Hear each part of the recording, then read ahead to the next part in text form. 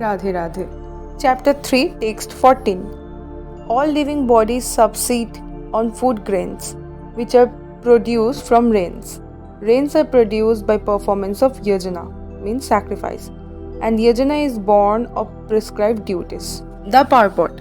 Srila Valdeva Vidyabhushana, a great commentator on the Bhagavad Gita, writes as follows that the Supreme Lord, who is known as the Yajna Purusha or the personal beneficiary of all sacrifices, is the master of all the demigods, who serve him as the different limbs of the body serve the whole.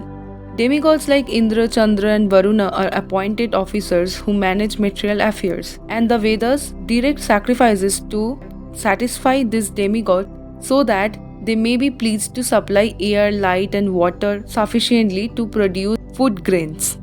When Lord Krishna is worshipped, the demigods who are different limbs of the Lord are also automatically worshipped. Therefore, there is no separate need to worship the demigods. For this reason, the devotees of the Lord who are in Krishna consciousness offer food to Krishna and then eat, a process which nourishes the body spiritually. By such actions, not only are past sinful reactions in the body vanquished, the body becomes immunized to all contaminations of material nature. When there is an epidemic disease, an anticipating vaccine protects a person from the attack of such an epidemic.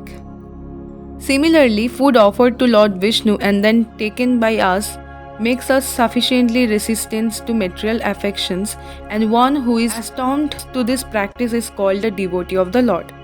Therefore, a person in Krishna consciousness who eats only food offered to Krishna can counteract all reactions of past material infections, which are impediment to the process of self-realization. On the other hand, one who does not do so continues to increase the volume of sinful action, and this prepares the next body to resemble hogs and dogs, to suffer the resilient reactions of all sins. The material world is full of contaminations, and one who is immunized by accepting prasadam of the Lord is saved from all attack, whereas one who does not do so becomes subjected to contamination. Food grains or vegetables are factually eatables.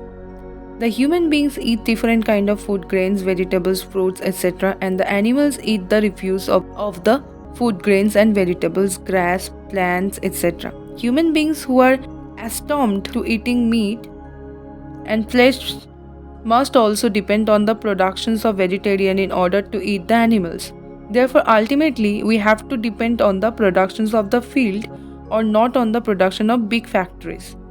The field productions is due to sufficient rain from the sky, and such rains are controlled by demigods like Indra, Sun, Moon, etc., and they are all servant of the Lord. The Lord can be satisfied by sacrifices, therefore one who cannot perform them will find himself in scarcity. That is the law of nature. Yajna, especially the Sankirtan Yajna, prescribed for this age, must therefore be performed to save us at least from scarcity of food supply. Radhe Radhe.